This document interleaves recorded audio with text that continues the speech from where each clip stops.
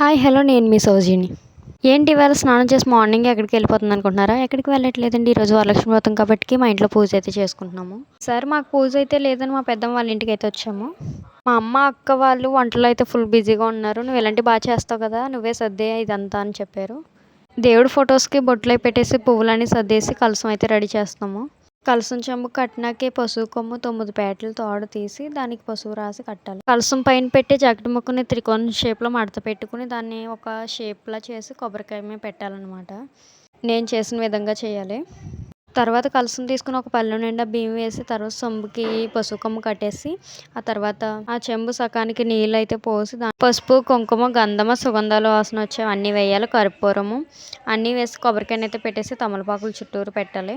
మనం చేసుకున్న జాకెట్ ముక్కకు కూడా బొట్టు పసుపు కుంకుమ అన్నీ పెట్టాలి. ఇప్పుడు పువ్వులు అవి పెట్టేసుకోవాలి చుట్టూరును.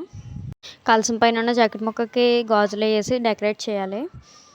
రూపు అయితే కొనుక్కుని చేసుకుంటారో, ఒకవేళ మనం అది కొనుక్కోలేము అనిపిస్తే పసుపు కొమ్మన్నా కట్టుకుని చేసుకోవచ్చు, ఏదన్నా పర్లేదు.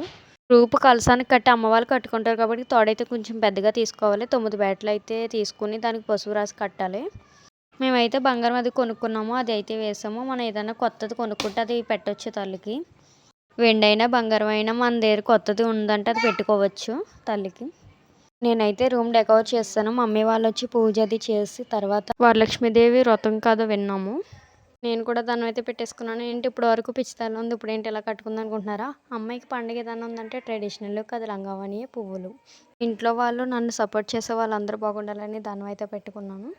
మీ లవ్ అండ్ సపోర్ట్ నాకు ఎప్పుడు ఉండాలని దేవుని మనసారా కోరుకున్నాను. పూజ అయిపోయిన తర్వాత మమ్మీ దగ్గర అయితే ఆశీర్వాదం తీసుకున్నాము. మమ్మీ అంటున్నావు మీ అమ్మ కాదు కదా అనుకుంటారు. పెద్దమ్మ అండి, చిన్నప్పటి నుంచి పెద్దమ్మ దగ్గర ఉండడం వల్ల మమ్మీ అని అలవాటు అయిపోయింది.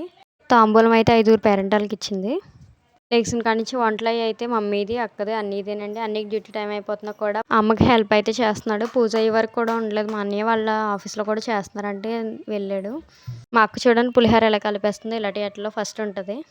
ఏంటి ఇక్కడ వండుతున్నాం అనుకుంటున్నారా? వంటగదిలో కొంచెం వర్క్ అయితే జరుగుతుంది, అందువల్ల ఇక్కడ వండుతున్నాము. మీరు కూడా వరలక్ష్మి వ్రతం చేస్తే కామెంట్ చేయండి. ఫుల్ వీడియో కావాలంటే నా యూట్యూబ్ ఛానల్లో ఉంది, వెళ్ళి చూడండి. లింక్ పెడితే ఓపెన్ అవ్వట్లేదు. సౌజన్య 833 అని కొట్టి సబ్స్క్రైబ్ చేసి చూసుకోండి. Okay, by. నెక్స్ట్ వీడియోతో మళ్ళీ కలుద్దాం.